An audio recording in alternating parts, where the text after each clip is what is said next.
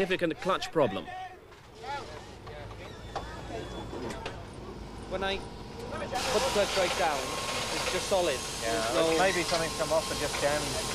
But then you would, if it was jamming the clutch out, you wouldn't get the pressure on the pedal, would you? Jamming the centre plate. Stopping the centre plate turning. Aha, right. It's something... Yeah. Well, we'll find out in a minute. The thing is, if it's welded in there, it's job to get it off, isn't it? Well, they've got some tools to do that. David! Big hammer. Thank you. Toyota GB pride themselves on a little more subtlety than that, and the problem was soon sorted. And then it was off for a further 9 nighttime stages before the halt in Scarborough shortly before 2 o'clock in the morning. And this is how the leaders emerged. The next day, David Llewellyn, a comfortable 1 minute 42 ahead of Malcolm Wilson, Colin McRae third. But Sunday's 12 stages would decide who was really setting the pace in the Shell Oil's British Championship.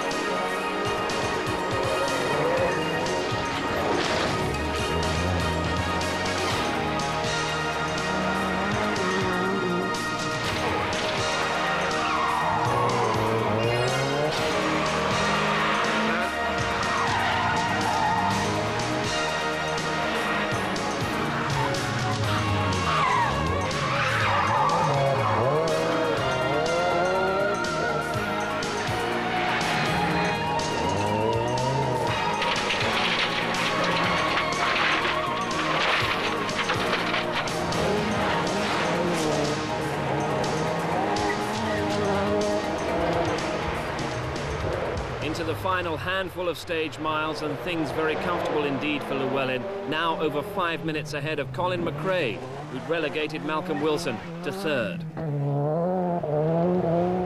Wilson, the victim of a broken drive shaft, which cost him 4 minutes altogether and cost him any chance of challenging the top two.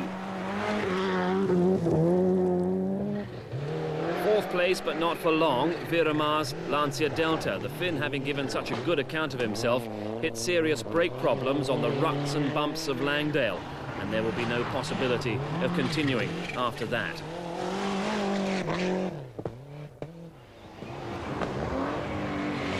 And that meant that Russell Brooks, who'd had a rather troubled rally, took fourth place. Gwyndaf Evans had a commanding grip on Group N, with sixth place behind Franco Cunico.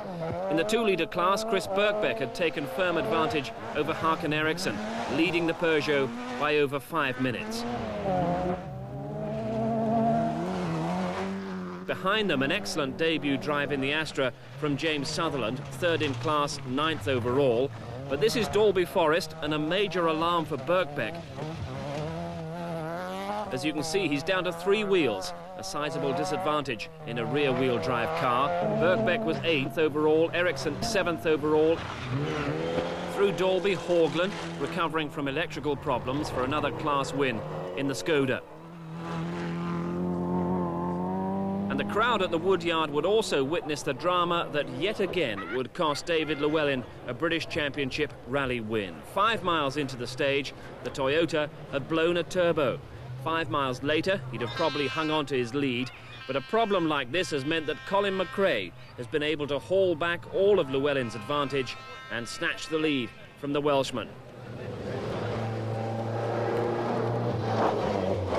Llewellyn's certain win has gone up in smoke on the very last stage. He's had to confront disappointment like this before, but the manner of his first Forest defeat for over a year is very tough to come to terms with.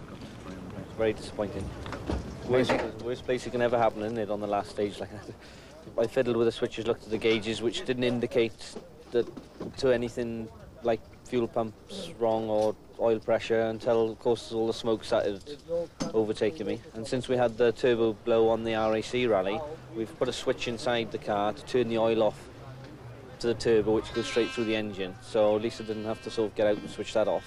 But of course it's painfully slow when you haven't got any boost pressure on an engine that's designed for a turbo pump in the air in. It's painfully slow up hills. I mean, it's walking pace. Colin McRae could scarcely believe his luck. In fact, he couldn't believe it. At the final service, he was very loath to accept that he'd actually won the Cartel rally. Well, we heard at the last service after the last stage that Llewellyn had dropped about 9 minutes in the stage. So it's not as certain yet, so I'm not saying anything just now. The finish ramp and the champagne finally reassured him that at 22 years old, he'd become the youngest winner of a British Championship rally. The unfortunate Llewellyn remains the championship favourite.